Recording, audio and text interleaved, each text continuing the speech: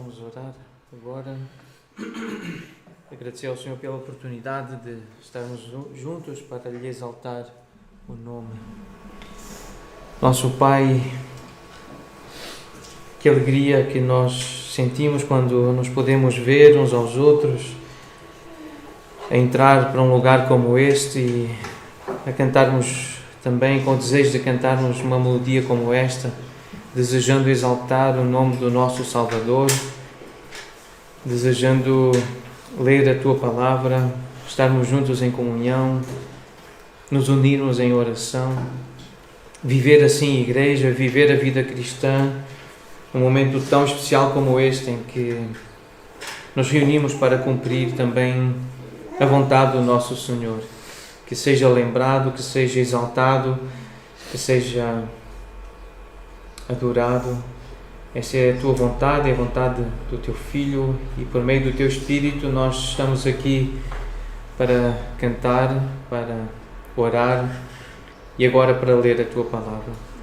E pedimos ao Deus então o auxílio do Teu Santo Espírito.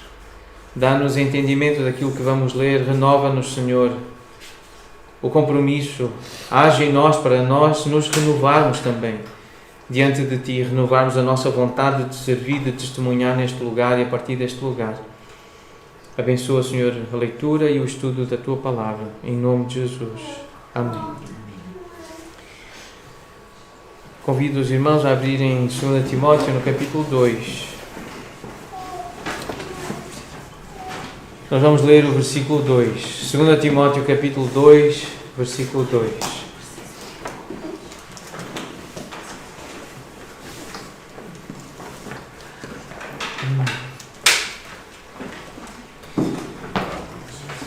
Semana passada nós falamos sobre a missão da igreja, porque é que somos igreja, porque é que estamos juntos, porque é que nós vivemos juntos.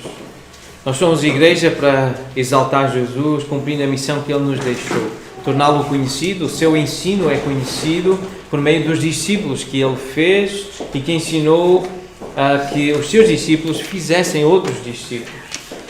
E a semana passada então nós pensamos no contexto da igreja, da primeira igreja, ou da igreja primitiva, esta é outra forma de dizer, a igreja do primeiro século, aqueles primeiros discípulos, os apóstolos de Jesus, como surgiu esse movimento de levar o Evangelho para fora de Jerusalém. Chegou a outras cidades, chegou a Antioquia, ali havia uma igreja que identificou homens, líderes, que depois impôs as mãos, identificou-se com esses homens e enviou-os para que fizessem a missão em outras regiões, em outras cidades, em outras terras.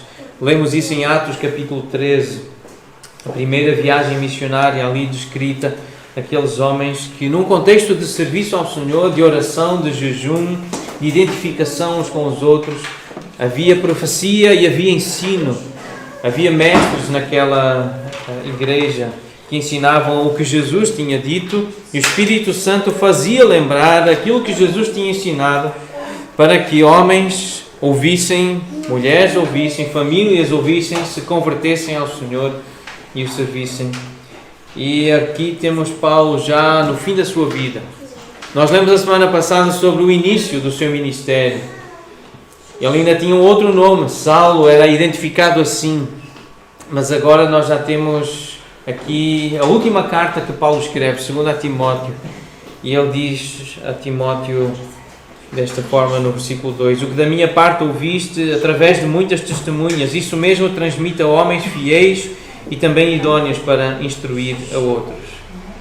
Então é esta ideia de testemunhar nesta região, como Paulo viveu naquela região, a partir de Antioquia, a partir de Jerusalém, o Evangelho foi para outras cidades, e Paulo depois foi pela região da Ásia e chegou até a Europa para testemunhar. E fazendo isso, havendo testemunho, há edificação, há o crescimento, há a identificação de um corpo, pessoas que se sentem irmãos, parte uns dos outros, e são chamados de crentes em Jesus Cristo. Esses crentes em Jesus Cristo, que creem em Jesus na perspectiva que a Bíblia ensina, eles são batizados porque Jesus ordenou que fossem batizados, e têm uma fé semelhante nas Escrituras, olham para a Bíblia da mesma forma, é por isso que se consideram família e irmãos, estão comprometidos com a edificação uns dos outros, em se ajudar a crescer uns aos outros, e encontram-se debaixo da autoridade de presbíteros e de diáconos, que são homens qualificados, de acordo com 1 Timóteo 3, de acordo com Tito capítulo 1, eles exercem esse serviço à igreja local, e são irmãos, são crentes obedientes, então, àquilo que Deus, por meio de Jesus Cristo, o seu Filho, instituiu para a igreja viver. O batismo, a identificação com o Evangelho, e o partir do pão, que é uma lembrança, lembrar de Jesus, lembrar do sacrifício de Jesus. Então é por isso que a igreja usa o pão e usa o vinho para se lembrar do sacrifício de Jesus. E se Deus permitir, faremos assim dentro de alguns instantes. A igreja local também pratica a disciplina, corrige quem precisa ser corrigido, ensina a verdade, aconselha, admoesta e evangeliza o mundo. Transmite o Evangelho a outros que ainda não conhecem o Evangelho. Então a razão de estarmos aqui é essa, de nos edificarmos, de nos fortalecermos uns aos outros, para que saiamos daqui com essa visão, com esse desejo, com esse propósito de falar do Evangelho no mundo. Então este foi o versículo que nós lemos. E certamente lembram, algum tempo atrás, nós falamos, até eu e a Graça, temos uma t-shirt com este logotipo. SIMPLE, simples, é simples a missão da igreja. E o que significa este acrónimo ou acróstico é seguindo a instrução de multiplicar pessoas que levam o Evangelho a sério. Nós estamos a falar sobre o Evangelho, sobre essa mensagem que nos foi confiada.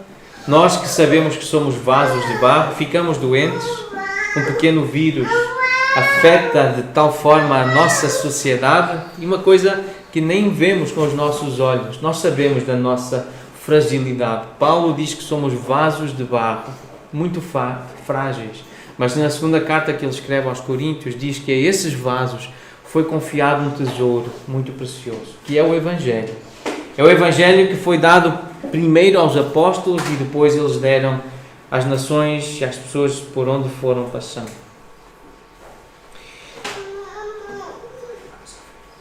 Sobre a forma de ensinar, a forma de partilhar conteúdo, eu lembrei de novo de uma história que eu também acho que já partilhei com alguns de vocês, mas uma história muito bonita. Outra história do Pedrinho. Pedrinho é um menino muito curioso e ele viu um cristão, o vizinho dele é cristão, a consertar uma rede no jardim, a cerca do jardim. E o vizinho, então o cristão, viu que o Pedrinho estava muito atento a olhar para ele, lá encostado à cerca. E ele perguntou: estás a ver como é que se conserta uma cerca, Pedrinho? E ele disse: não, senhor, respondeu o rapaz. Eu só estou à espera para ouvir o que é que um cristão diz quando martela um dedo. Como é que ele reage? O que é que ele diz? Ele sabia que o vizinho era cristão e queria ver, porque mais tarde ou mais cedo ele podia se magoar, e é bem provável que martela um dedo, não é, Miguel? A fazer trabalhos acima, não é? E ele queria ver como é que um cristão reagia quando martelava o dedo. Então há muito que nós ensinamos, muitas coisas nós ensinamos com a forma como reagimos diante do sofrimento, diante do trabalho, diante da responsabilidade de testemunhar, de fazer a missão de falar de Jesus e de viver o cristianismo. Nesta carta, Paulo tinha um grande propósito, mas existem, podemos chamar de subpropósitos, que o nosso irmão Carlos Osvaldo, a comentar esta carta, a 2 Timóteo, ele coloca como eles são todos eles óbvios, mas combinam-se para formar o propósito principal da carta. Então, um subpropósito que este nosso irmão identifica é encorajar Timóteo em face do sofrimento que Paulo estava a passar, porque servia a Jesus. Paulo estava a passar por sofrimento e ele queria encorajar Timóteo, um amigo, um colaborador, um filho na fé. E Paulo tinha sofrido muito nas mãos dos judeus e agora encoraja o seu jovem cooperador, companheiro, parceiro a levar adiante o trabalho apostólico, o trabalho de Paulo, e convida-o a participar dos sofrimentos como um bom soldado de Cristo Jesus. Agora Paulo estava em Roma, já não estava em Jerusalém, agora lidava com as autoridades romanas e gentias e também imorais, e essa era agora a principal fonte de oposição. Um outro subpropósito era a necessidade da presença de Timóteo. Paulo queria ter Timóteo ao seu lado fisicamente, não virtualmente, mas fisicamente. À medida que se aproximava o tempo da sua morte, segundo Timóteo, não é tanto um testamento quanto uma convocação, um convite a que Timóteo viesse ter com Paulo e assumisse o bom combate da fé em lugar do apóstolo. Ele contava com Timóteo para levar em frente o testemunho, como uma corrida. Paulo também usa essa imagem da corrida em 1 Coríntios, nessa carta. Um outro propósito, um terceiro subpropósito que pode-se encontrar nesta carta, é o testemunho de um idoso, de um veterano, servo de Deus, a uma geração mais jovem, com o propósito então de promover a causa a despeito das severas consequências de uma lealdade constante a Jesus Cristo. Ele que foi leal, foi fiel a Jesus, ele estava a encorajar um jovem a ser também leal, apesar do sofrimento que ele pudesse experimentar. Paulo diz: vale a pena combater o combate, cumprir a carreira, guardar a fé. Então existe um propósito maior para a carta, é motivar Timóteo a assumir a sua parte no ministério que Paulo estava a deixar, a suportar as provas do ministério com perseverança e pureza. Então, a participação de Timóteo no ministério de Paulo só será realizada se ele demonstrar perseverança em meio às provações e pureza em meio à heresia. E nós vamos, se Deus permitir, voltar ao estudo dos falsos mestres, lá de Romanos 16. Havia em Éfeso também, havia no contexto de Paulo judeus que queriam influenciar com heresia, com falso ensino, com mentira os crentes, as igrejas. Então aqui Paulo está a encorajar Timóteo a ficar fiel, firme na doutrina, a guardar a doutrina, mas a dispor-se a sofrer por causa do Evangelho. Então ele diz assim: que da minha parte ouviste. Então aqui a importância de quem falou. Paulo falou. É da parte de Paulo que ele é apóstolo. Através de muitas... Houve testemunhas, mas foi da minha parte que tu ouviste. E aqui, essa consciência de que Paulo estava a falar dos caminhos de Jesus, os caminhos de Cristo Jesus. Paulo estava a ser um representante fiel de Cristo. Ele diz isso em 1 Coríntios capítulo 4, versículo 17. Era o que Paulo ensinava em cada igreja, era o que Jesus lhe tinha deixado. Nesta mesma carta, em 2 Timóteo, Paulo fala das palavras sãs, sadias, fiéis que Jesus tinha deixado. Aqueles que estão em Cristo falam palavras com saúde e que transmitem saúde, são equivalentes e são coerentes com o ensino de Jesus. Ele diz: lembra-te de Jesus Cristo. Queres saber a verdade? Tens que ouvir Jesus, tens que te lembrar de Jesus, tens que seguir Jesus, tens que andar perto deste ensino, como ele diz no capítulo 3. Tens seguido de perto o meu ensino. Eu sou um apóstolo. Mais à frente no capítulo 3, permanece naquilo que aprendeste. E lembra-te de quem o aprendeste, um apóstolo, a quem Jesus apareceu e a quem transmitiu a verdade, no capítulo 3, versículo 14. E esta era a realidade da igreja primitiva. Perseveravam na doutrina dos apóstolos. Os apóstolos eram o fundamento da igreja. Eles eram o alicerce. O que eles receberam de Jesus e o que eles pregaram, o que eles escreveram, é o que serve para nós de fundamento. É o que nós usamos para ver o que é verdade e comparar quando nos chega uma informação falsa. Nós comparamos com o que está escrito pelos apóstolos, o que foi ensinado e pregado pelos apóstolos. É o fundamento da igreja. A pedra principal é Jesus Cristo. É o ensino deles que foi repetido pelos apóstolos, ampliado e explicado. E nós ficamos com esse ensino. Deus estabeleceu na igreja primeiramente os apóstolos. Primeiramente. Então eles são o fundamento. E por isso Paulo diz que eles são colunas. Pedro, Tiago são chamados colunas. Aquilo que sustenta o edifício. Porque eles traziam o testemunho de Jesus, o ensino de Jesus. E essa visão de Apocalipse, no capítulo 21, que fala aquela visão de um templo em que os fundamentos são os apóstolos, aquelas colunas, uma outra imagem para descrever a importância do ensino dos apóstolos. E Paulo diz ter recebido também ele, embora não tenha sido um dos 12, ele recebeu mais tarde essa convocação para ser um seguidor e um apóstolo de Jesus. E ele diz: aquilo que eu escrevo, aquilo que eu ensino, escrevo de acordo com a fidelidade que o Senhor me deu. Ele deu uma misericórdia, Ele concedeu uma misericórdia de eu ser fiel a Jesus, fiel ao ensino. Por isso eu posso dar uma opinião sobre algo que Jesus não ensinou, Ele não falou especificamente. A minha opinião é válida porque Ele diz mais à frente no capítulo 7 de Coríntios, da primeira carta: eu tenho o Espírito de Deus. Ele deu-me uma porção do seu Espírito para que aquilo que eu disser e ensinar seja seguido pelas igrejas. Então, é isto que os outros apóstolos entendiam daquilo que Paulo escrevia. Esta é uma referência importante, 2 Pedro 3,16, porque é um chamado coluna da igreja, Pedro, Cefas, pedra, em quem Jesus colocou confiança, com quem teve intimidade. Pedro chama os escritos de Paulo de Escritura. A mesma expressão que era usada para se referir ao Velho Testamento, que os crentes judeus e os primeiros crentes usavam para se referir ao Antigo Testamento.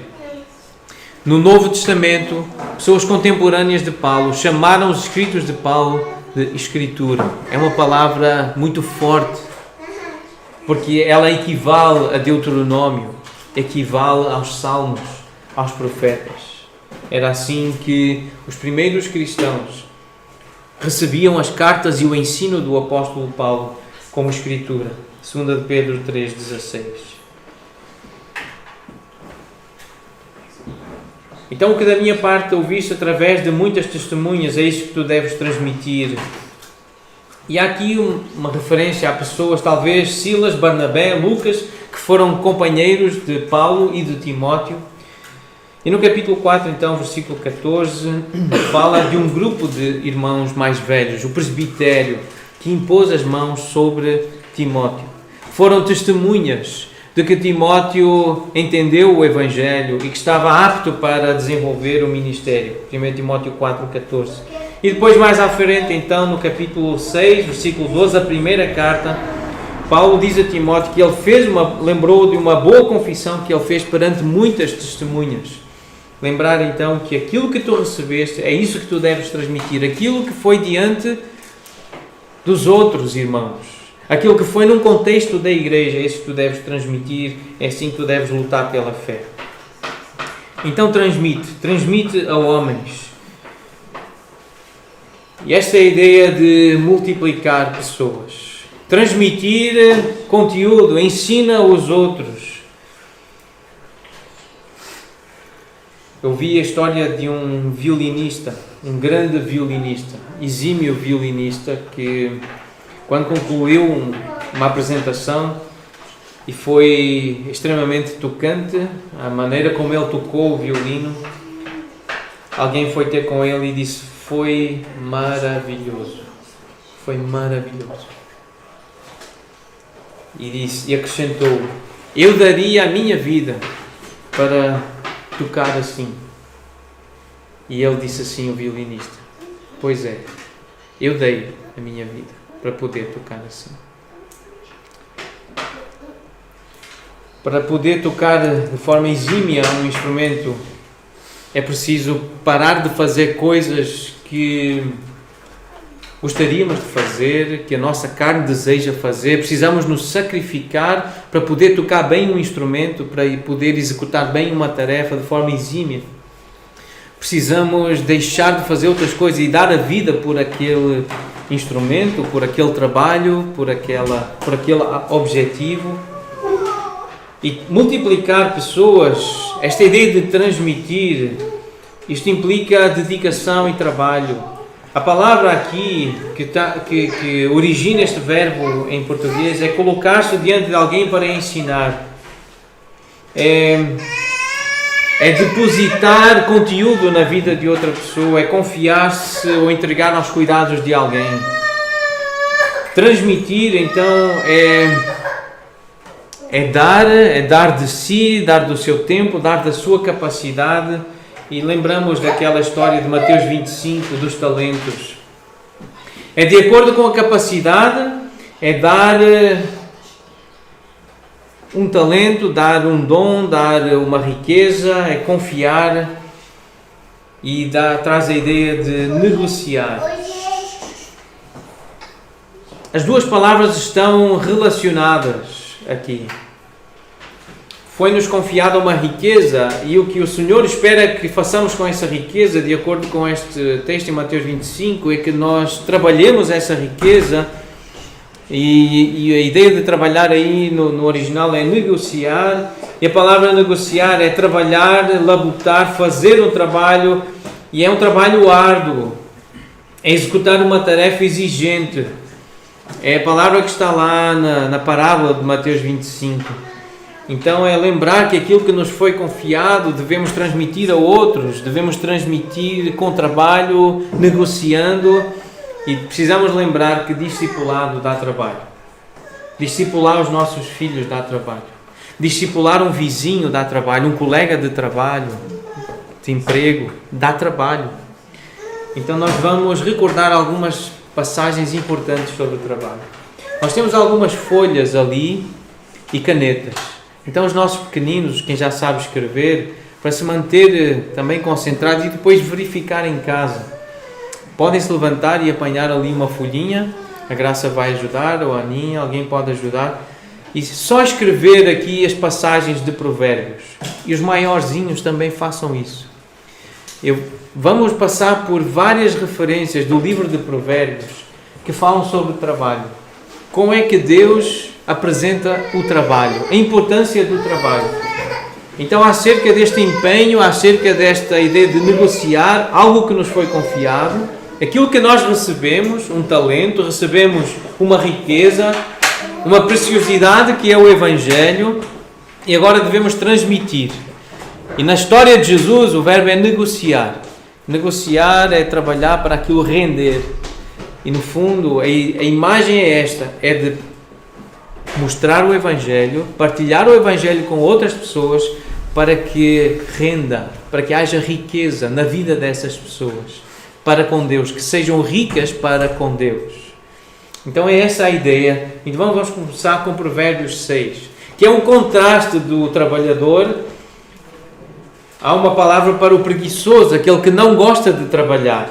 Provérbios 6, de 6 a 11. Basta só escrever assim, Provérbios 6, de 6 a 11. E se depois em casa quiserem ler de novo estas passagens sobre a importância do trabalho, podem gastar um tempo para ler e meditar nestas passagens. Mas há aqui uma referência à formiga. Manda o preguiçoso ir ter com a formiga, porque a formiga é um exemplo de alguém que trabalha. No estio prepara o seu pão, na cega ajunta o seu mantimento. Então é a ideia de preparar o pão e de ajuntar o mantimento. É acumular informação, é acumular riqueza. E a ideia de trabalhar é de ouvir com atenção a pregação e a boa doutrina, as sãs palavras do Senhor Jesus e guardar o verdadeiro pão. Memorizar no coração, tirar notas, estudar um bom livro, é preciso trabalhar. Se nós queremos ter alguma riqueza para partilhar, algum alimento para satisfazer um faminto, precisamos tê-lo já acumulado, guardado.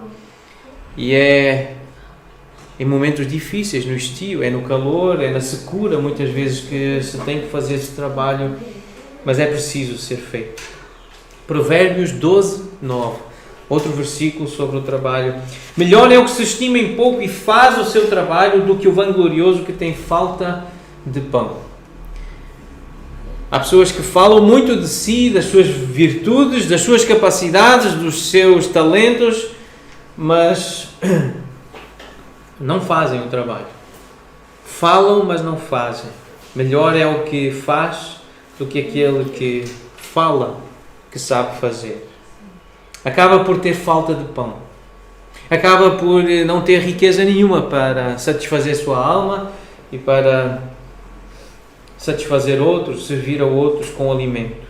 Outro versículo, Provérbios 12, versículo 11.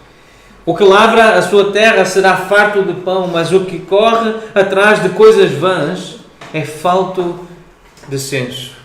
É preciso lavrar a terra, e a sabedoria elogia aquele que lavra a terra e fala da riqueza que ele acumula e que tem. Será farto de pão. Mais à frente neste capítulo ainda, versículo 24, a mão diligente dominará, mas a remissa será sujeita a trabalhos forçados e muitas vezes mal recompensados, sem qualquer recompensa. Mas a mão diligente dominará. Diligência é sinônimo de trabalho sério, trabalho dedicado, concentrado, produtivo. Versículo 27. O preguiçoso não assará a sua caça, mas o bem precioso do homem é ser ele diligente. Esse é o bem precioso do homem, é o trabalho, é alguém que trabalha, alguém que se empenha em transmitir e em negociar. É alguém que se dedica. Capítulo 13, versículo 4 de Provérbios. O preguiçoso deseja e nada tem, mas a alma dos diligentes se farta. Mais à frente, versículo 11 agora, 13, 11. Os bens que facilmente se ganham, esses diminuem, mas o que ajunta à força do trabalho terá aumento.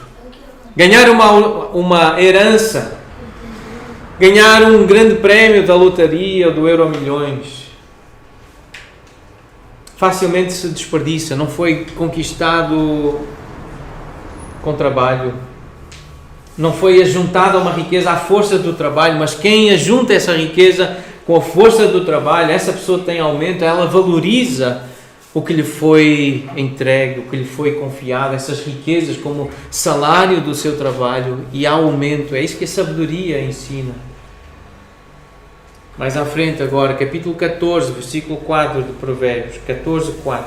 Não havendo bois, o celeiro fica limpo, mas pela força do boi há abundância de colheitas. O que é que o boi tem a ver então com trabalho? O boi significa aquele motor que puxa o arado, é aquela capacidade de mexer com a terra, de arar a terra. Esta semana fomos a Mirandela, a Sedães, onde os Pais da Graça têm um pedaço de terra e andamos lá mexendo na terra. E a terra é pesada, andar lá com enxada e para plantar a batata, para arrancar a batata é preciso força. Agora é o trator que faz, mas tem que ter força para puxar aquela terra. Então essa é a ideia, é de haver a força de quem puxa. Quem não tem trator usa animais, ou um jumento, ou um cavalo, ou um boi, mas essa é a imagem. E é um trabalho também sujo. Mexer com a terra, ficamos todos sujos. Andar ali na terra, as mãos ficam sujas, a roupa fica suja, e os bois ficam num lugar que também fica sujo, porque ali é a casa deles, mas também é a casa de banho deles, e fica sujo. E quem não quiser ficar sujo, e quem não quiser ter um estábulo sujo, não tem bois, não tem terra. Mas o que o texto está a dizer é que também não tem colheita, também não tem pão, não tem cereal, não quer ter trabalho, não quer lidar com o lixo, não vai ter produto. Então, trabalhar é sacrifício. Para haver pão, para haver fruto, é preciso haver trabalho, é preciso haver força, dedicação. É isso que o Provérbios nos está a ensinar. Versículo 23. Em todo o trabalho há proveito. Meras palavras, porém, levam à penúria. Voltamos àquela ideia. Não basta dizer que sabe fazer, não basta dizer que vai fazer, é preciso fazer. Não basta ficar na intenção. Agora, se fizer, saiba que vai haver proveito. Se trabalhar, vai colher.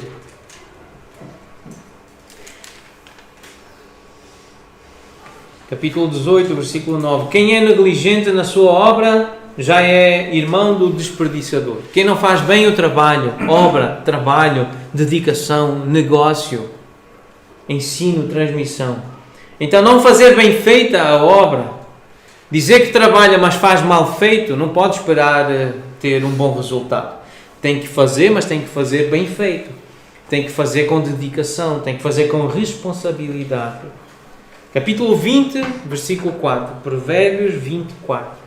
O preguiçoso não lavra por causa do inverno, pelo que na cega procura e nada encontra. Está frio lá fora. Alguns dizem, tem um leão lá fora. Outros dizem, tem um bicho, tem um vírus lá fora. E não querem trabalhar. E é o que o mundo está a enfrentar. Portugal em particular. Tem um bicho lá fora. Então as pessoas não querem trabalhar, ficam em casa. Porque não querem trabalhar. E depois vão procurar a comida, vão procurar o alimento, vão procurar o dinheiro na conta e ela não está lá. Não tem comida. Não quer trabalhar. Porque tem um bicho lá fora, tem um leão lá fora, está frio lá fora, ou está muito calor, e não querem trabalhar. O preguiçoso é assim, dá desculpas para não trabalhar. Versículo 13, Provérbios 20, 13. Não ames o sono para que não empobreças. Abre os olhos e te fartarás do teu próprio pão. A ideia de abre os olhos é acorda e trabalha. Lê, aprende, faz. Não fiques a dormir, abre os olhos. Não fiques a perder tempo com inutilidades e infantilidades. Abre os olhos e vive e trabalha. E te fartarás do teu próprio pão. Capítulo 21, versículo 25 de Provérbios. O preguiçoso morre desejando, porque as suas mãos recusam trabalhar. 24, 30 a 34, mais uma história sobre o preguiçoso. Passei pelo campo, versículo 30.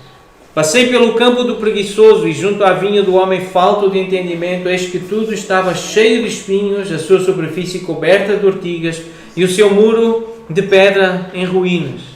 Tendo-o visto, eu considerei, vi e recebi a instrução. Um pouco para dormir, um pouco para tosquenejar, um pouco para encruzar os braços em repouso. Assim sobrevirá a tua pobreza como um ladrão e a tua necessidade como um homem armado. Então nós podemos aprender com um preguiçoso. Podemos aprender com um inútil. Vamos olhar para o preguiçoso. Vamos ver na nossa sociedade em Portugal. Não é preciso ir muito longe. Podemos ver como é que está a sociedade de quem não quer trabalhar, quem não quer estudar. Ver como é que está a vida, como é que está a família dessa gente. E vamos aprender, vamos considerar e vamos receber essa instrução pelo exemplo daqueles que estão à nossa volta, que não querem trabalhar, não querem fazer com dedicação o seu trabalho. Nós podemos aprender com exemplos negativos de quem não quer se levantar cedo, quem não quer abrir os olhos, quem não quer ler, quem não quer aprender. Que tipo de trabalho essa pessoa vai fazer? O trabalho que é rejeitado pelos outros, que aprendem alguma coisa, que leem com atenção, que se esforçam. Esses ficam com os melhores trabalhos. O outro, o trabalho forçado, é para quem não se dedica. Quem não quer trabalhar, quem não quer estudar, quem não quer ler, fica com o trabalho que os outros rejeitam. É trabalho forçado, muitas vezes nem é pago. É trabalho escravo. Ou muito mal pago. Vamos aprender com Provérbios Ainda mais alguns textos. No capítulo 27, o que trata da figueira comerá do seu fruto, o que cuida do seu senhor será honrado. É preciso tratar da nossa propriedade, das coisas que nos dão. É preciso cuidar dos nossos senhores, dos nossos patrões. É preciso querer o bem deles. É preciso desejar que eles progridam. É preciso desejar e servi-los bem, com fidelidade, para que a empresa vá em frente. Temos que fazer um bom trabalho para que o nosso chefe, o nosso patrão, se sinta honrado por nós e que queira compensar-nos financeiramente, materialmente, para que nos abençoe. Versículo 23 de Provérbios 27. Procura conhecer o estado das tuas ovelhas e cuida dos teus rebanhos, porque as riquezas não duram para sempre, nem a coroa de geração em geração. Quando removido o feno, aparecem os renovos, e se recolherem as ervas dos montes, então os cordeiros te darão as vestes, os bodes o preço do campo, e as cabras leite em abundância para o teu alimento, para o alimento da tua casa e para o sustento das tuas servas. Naquele tempo era a agricultura. A riqueza vinha praticamente toda da agricultura, de mexer com a terra e com animais. E aqui está então descrito o que é o trabalho: conhecer o estado das tuas ovelhas. Conhece o teu trabalho, vê quais são as necessidades do teu trabalho, cuida dos teus rebanhos, protege, cuida do teu trabalho, cuida da fonte da tua renda, faz bem o teu trabalho. É preciso remover o feno, é preciso recolher as ervas dos montes para que a terra dê o seu fruto, para que haja então mantimento, para que haja riqueza. Dá trabalho, mas é preciso ser feito. Capítulo 28, versículo 19. 28 a 19. O que lavra a sua terra virá a fartar-se de pão, mas o que se ajunta a vadios se fartará de pobreza. É muito mais fácil andar com vadios, com quem encosta as suas barrigas nos balcões dos cafés, beber café, fumar cigarros. Andarem aí vadios, como eu vi esta semana, me incomodou tanto os jovens, na idade do meu filho, até mais novos, a beber cervejas e cafés e a fumar cigarros, vadios. Há tantos por aí. Mas é fácil seguir até eles. Eles riem, parecem que estão felizes, parece um ambiente de festa, mas o fim dessa gente é pobreza. Se não lhes puserem a mão, se não interromperem este ciclo, se não vier alguém com autoridade que faça parar esse ciclo de destruição, o que lhes resta é pobreza, é miséria.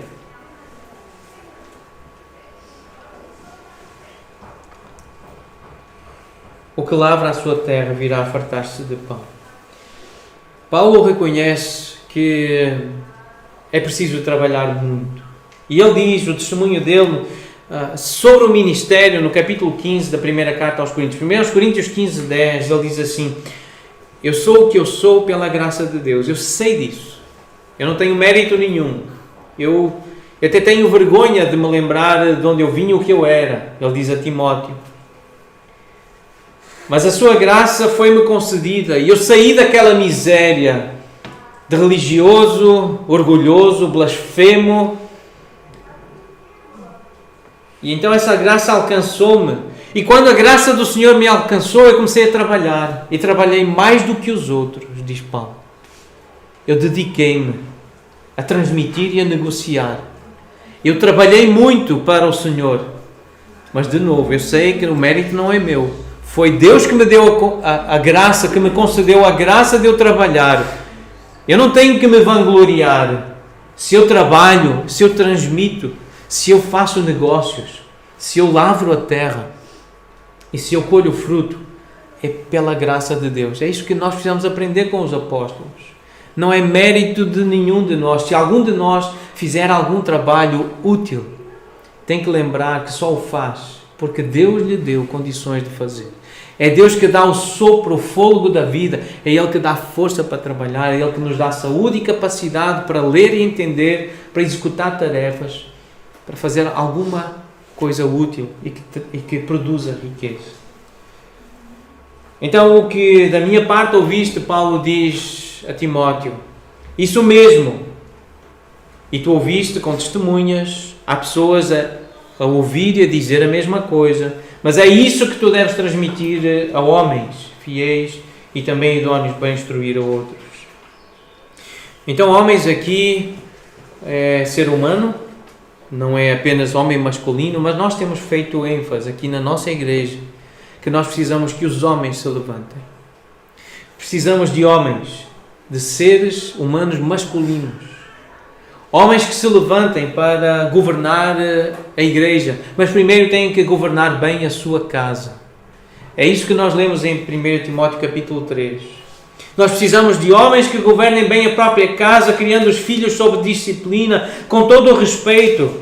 Pois se alguém não sabe governar a própria casa, como cuidará da igreja de Deus? E a igreja de Deus precisa ser cuidada. Há trabalho para ser feito. Há pessoas que precisam ser aconselhadas.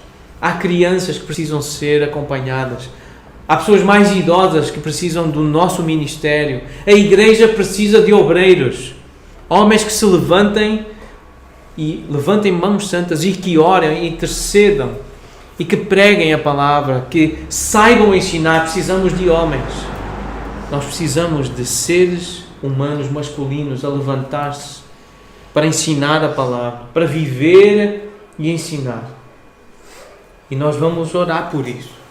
Hoje nós vamos ter esse tempo de uma oração, um tempo especial de oração, uma oração de intercessão pela missão da nossa igreja. Foi assim que a igreja primitiva se desenvolveu. Foi num contexto de servirem uns aos outros. Nós já cantamos hinos, já nos servimos uns aos outros. Vamos servir o pão e o vinho, estamos a servir a palavra, podemos servir-nos com intercessão, mas havia jejum, havia oração, e é isso que nós vamos fazer pela missão da igreja. Nós estamos aqui com um propósito, não é passar tempo, não é para ter prazer só uns com os outros. Isto não é um clube, nós somos uma igreja tem uma missão. Nós estamos aqui com o propósito de ser preparados, ser treinados, para saindo daqui nós transmitirmos o Evangelho, negociar. Precisamos sair daqui e negociar, como Jesus ensinou em Mateus 25. E negociar implica trabalho. Negociar essa riqueza. Precisamos que dê fruto. Esse talento que nos foi confiado, essa riqueza, esse Evangelho que nos foi confiado, que é esse tesouro que está colocado em vasos de barro, precisa ser multiplicado. Então nós precisamos encontrar esses homens fiéis, auxiliados por mulheres fiéis, sejam elas mães, sejam irmãs, sejam as filhas, mas auxiliados pelas suas esposas para se levantarem e serem líderes, para serem o cabeça da mulher, serem os supervisores da igreja, os presbíteros, para governarem a igreja, para cuidarem da casa de Deus. Então, nós podemos pensar nesta ideia de, aplicando a história do Pedrinho, um cristão estava a partilhar o Evangelho e os irmãos, os vizinhos, os parentes estavam muito atentos a ver como é que aquele cristão estava a partilhar o Evangelho, aqui na região da Grande Lisboa.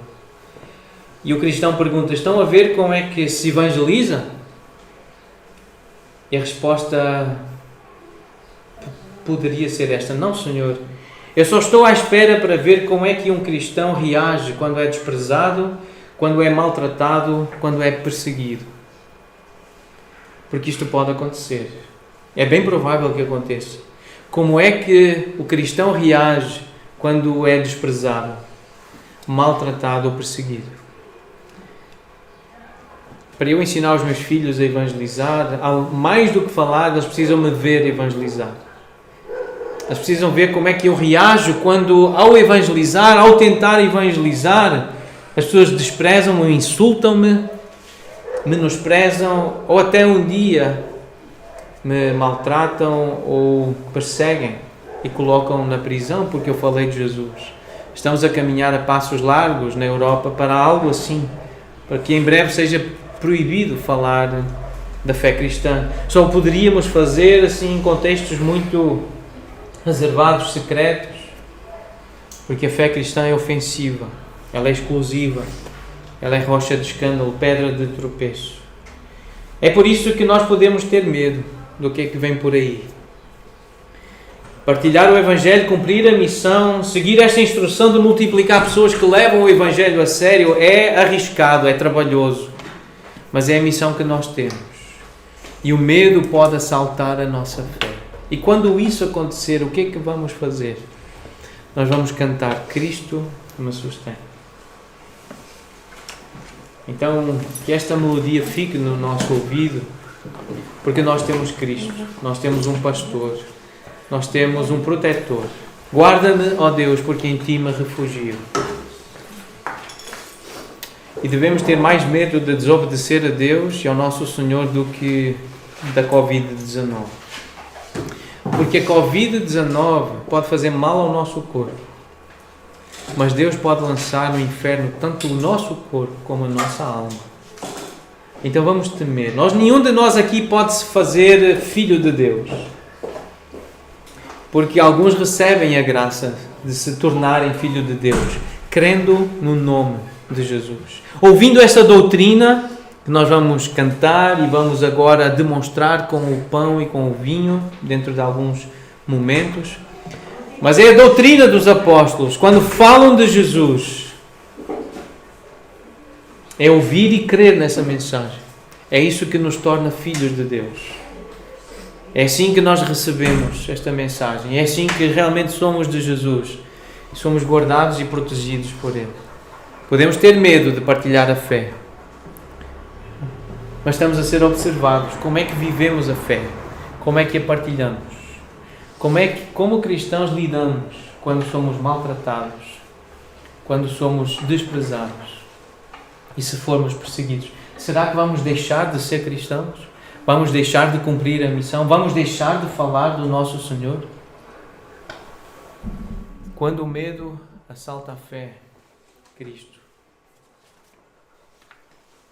nos sustém.